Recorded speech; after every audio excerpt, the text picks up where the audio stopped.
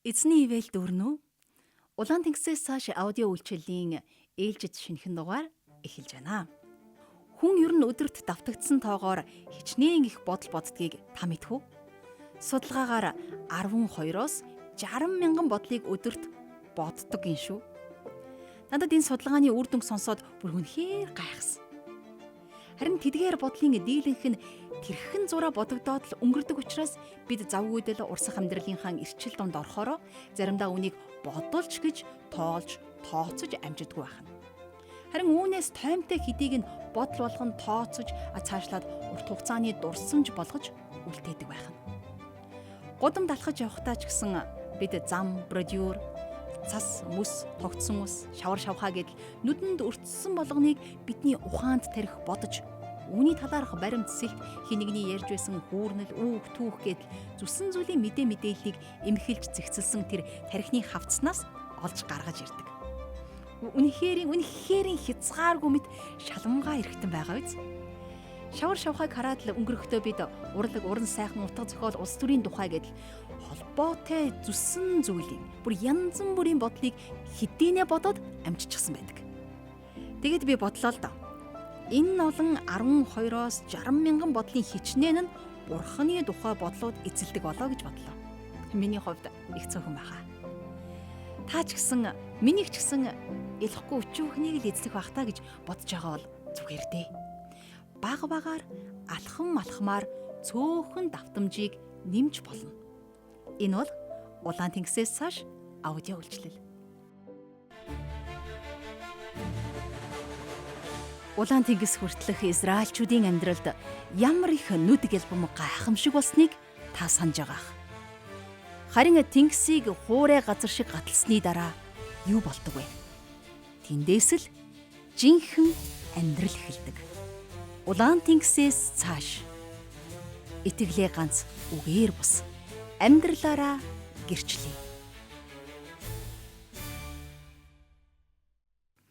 Тэгэхээр Бурхны тухай бодлуудыг өдөрт давтагдсан тоогоор боддог тэрхүү 12-оос 60 мянган бодлын тодорхой хувийг эзлүүлж тэр тоог нэмэгдүүлэхийг хүсвэл энд бүхэн мэдээж Библи уншлахаас эхэлнэ. Өдөр болгон уншдаг ганц ишлэл, өдрийн туршид бодогдох тэр л Бурхны үг гэд өдөр болгоны амьдралдаа эрүүлэр, эергээр баг багаар нэмэгдүүлэх тэрхүү зуршлын хүчээр бид бодлуудаа хязгаарлалт, хяналт тогтоож, тэрхүү бодлуудаа Бурхны тухай бодлоор солих, шинжлэх, сайжруулах боломж байгаа юу гэвэл мэдээж байлгүй яах вэ? Тэгэхээр яг одоо хамтдаа эхлүүлцгээе. Өнөөдөр бид хамтдаа дуулал номын 75-аас 77 дугаар бүлгийг унших болно.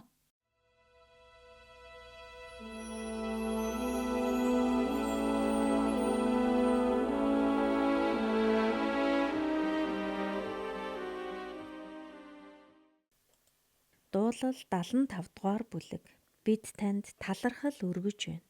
Бурхан, бид талархал өргөж байна. Учир нь таны нэр ойрхон байна. Таны гайхамшигт үйлс тунхаглагдаж байна. Би тогтоосон цагийг сонгохдоо чихч шударгаар шүүх билээ. Дэлхий ба тэнд амьдрагч бүхэн ганхна. Багнуудыг нь би бат тогтоосон. Бардамнагчдад би бүү бардамна. Буруутуудад эврээ бүү өрг. Эврээ өндөрт бүү өрг, бүдүүн хүзүүгээр бүү яар гэв.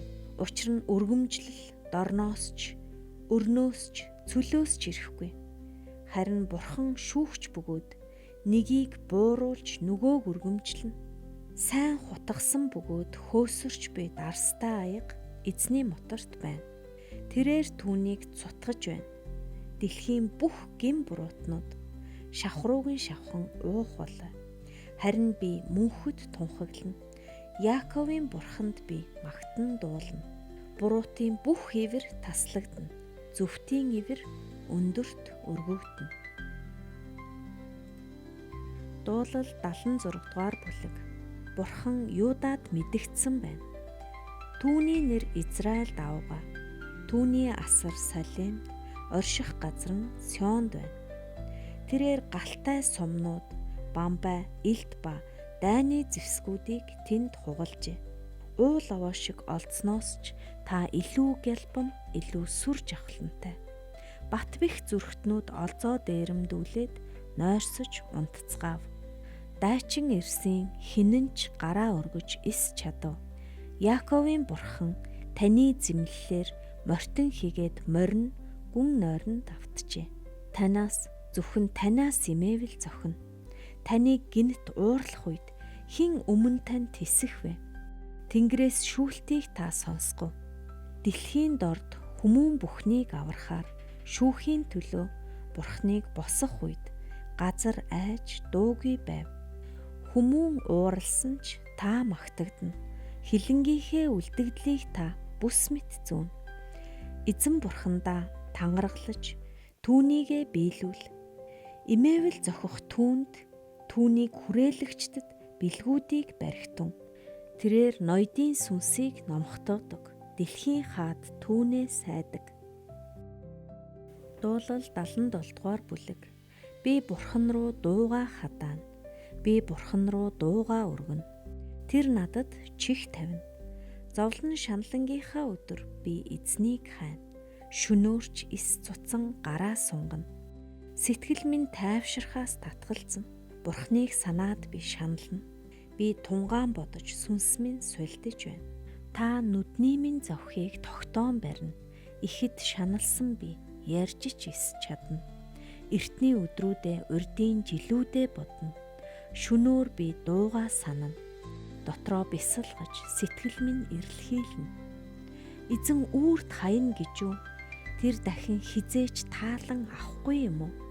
Инрэл хайр нь мөнхөд барагдсан уу? Амлалт нь мөнхөд үгүй болсон уу? Бурхан нэгүүлсэнгүй байхаа мартсан гэж юу? Тэрээр уурандаа өршөөлөө зогсоосон гэж юу? Тэгээд би хамгийн дээд нэгний баруун мотор өөрчлөгдсөн нь миний уй гашуу билээ гэв. Эзний үйлсийг би санана.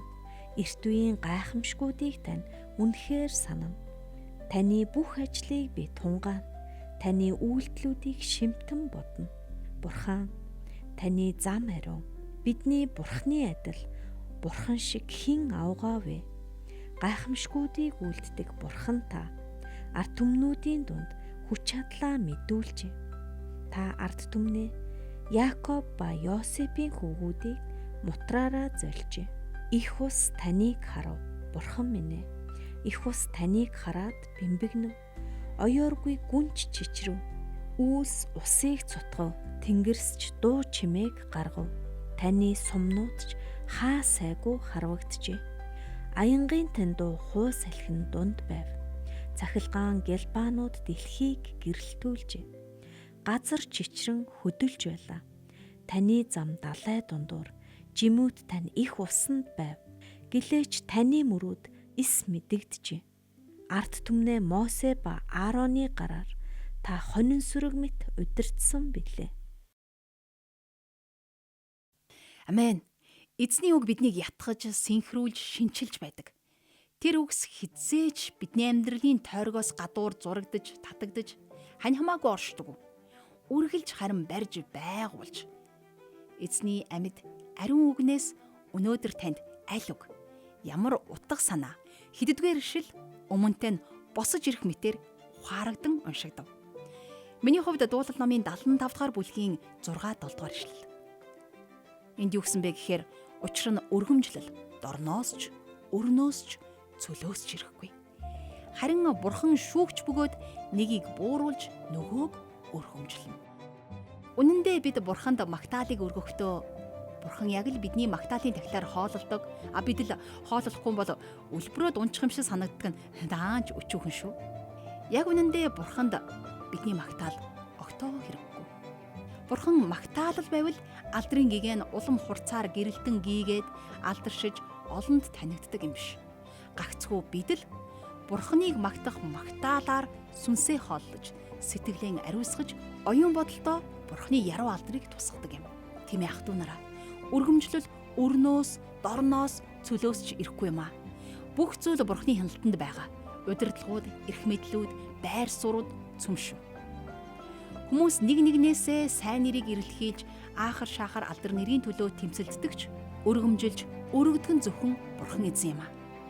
Үүнийг ухааруул хүнд биш, харин бурханд харуулах гэж үйлддэг болох байх.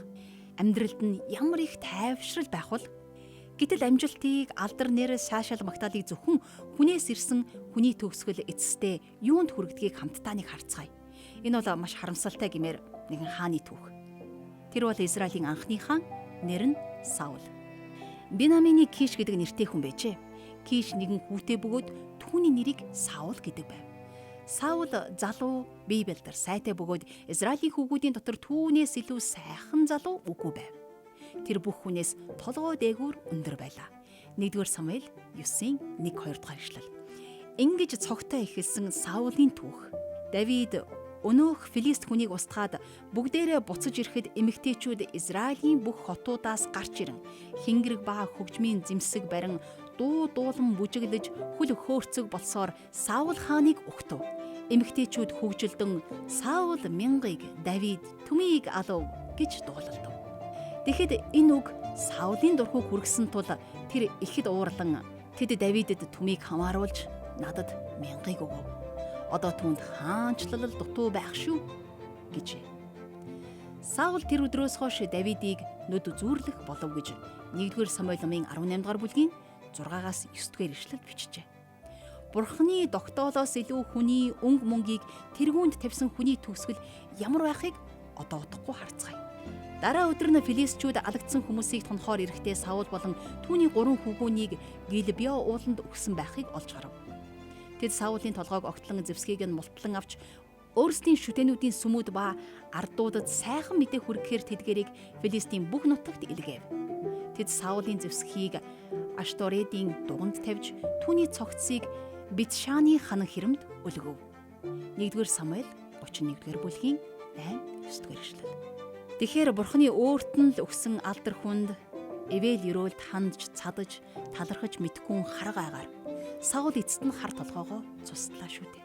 Магадгүй өргөмжлөлийг өрнөөс, дорноос, цөлөөс хүмүүсээс ирнэ гэж найдсан баг.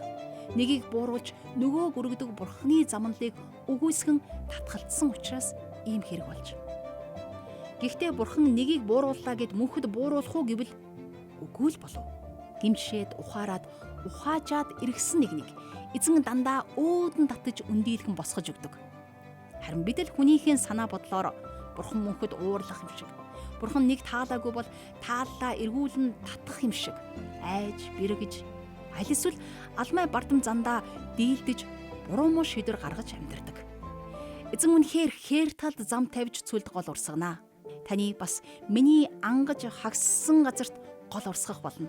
Гагцхүү, тэрхүү баян бүрд мэт өөрчлөлт, шинжлэл, сэргэлтийн гэрчлэлийг бусаддаа ч гэсэн хуваалцаж гэрчлэх нь Бурхны тухай өөрийн бодлын давтамжаа нэмэгдүүлэх энгийн хэрнээ шилдэг арга юм. Тэгэхээр алхам алхмаар бодлуудаа цэгцэлж Бурхны тухайх бодлуудаа нэмэхийн тулд нэгэн бяцхан зөвлөгөөг би тантай хуваалцахад 1-р нь богино зогсцгийгээрэй. Энэхүү хөвшлийг өдрийнхөө дэглэмдээ оруулж өгөхийг хичээгээрэй. Өдөрт 5-аас 10 секундын завсралга аваад эзэн минь ээ, би танд итгэж байна. Та надтай хамт байгаа гэж сэтгэлдээ хэлэн залбираарай. За дараа нь мөн магтаалын дуу сонсож болно. Гэртээ, машиндаа, ажилдаа явах замдаа ер нь хаанч сонсож болно шүү дээ. Мөн нэг ишлэл гэдэг зарчмыг баримтлаарай. Өдөр бүр нэг ишлэл сонгоод гар утас компьютерийнхаа дэлгэцэн дээр хадгалж болно. Тэгээд дэлгэцээ харах болгондоо тэр ишлэлийг уншиж, тэр ишлэл таны бодлыг эзлэх болно. Мөн бодолтой асуулт тавих шин зуршлыг эхлүүлж болно. Та бодлоо хянаа зогсохгүй, энэ бодлоо Бурханд өргөж даатгаж болно. Жаахан хүнд ээж магадгүй ч гэсэн гэхдээ туршаад үзэхэд үнэхээр гэмгүй. За тэгээд үргэлжилсэн урт залбирал биш. Богино олон удаагийн залбирлыг үлдэж болно. Урт удаан сууж үргэлжилсэн урт залбирлаас илүүтэйгээр. Эзэн минь, та чиглүүлж өгөөрэй. Бурхан таны мэрэгэн ухаан яг одоо хэрэгтэй байна гэх мэтлэнгээр алхам тутамдаа та эзнийг бодолтой урьж болно. Энэ хүрээд өнөөдрийн дугаар маань өндөрлөж байна. Хэсэг хормыг залбиралд зориулцгаая. Би Бурхан руу дуугаа хадаана. Би Бурхан руу дуугаа өргөнө. Тэр надад чих тавин зовлон шаналнгийн өдөр. Би эзнийг хайнаа. Их эзэн минь. Миний бүхий л өмг дүшиг гор найдвар болсон их эзэн минь. Таны нэр алдарш болтугай. Таны хаанчлал ирэх болтугай. Хүсэл тань тэнгэрч шигэ энэ газар дээр энэ бидний амьдрал дээр биелэлээ олох болтугай. Бид зөвхөн танд л найдаж, таньд л түшиглэж, амьдрал тохиолдох бүхий л саад, бартаа, даваа, нухчаа болгоныг таны мэрэгэн ухаан, таны үнэн ба зөвхт байдал дотор гитлэн туулах учраас цаг тутам бүрдээ та хүчийг, та өөрийн үг ба сүнсээрээ биднийг хөтлөн дагуулж өгөөч гэж бид гуйн залбирч байна. Бид алдар хүнд өргөмжлөл, гавьяа шагналыг өрнөөс эсвэл дорноос хүлээлгүй, харин итгэл ба найдварыг танд л өргөж таныг ширтэн харах болно. Бид бүхнийг таньдаа өргөж, бидний их эзэн болсон Иесус Христийн нэрээр энэ залбирлыг өргөн залбирч байна. Амен.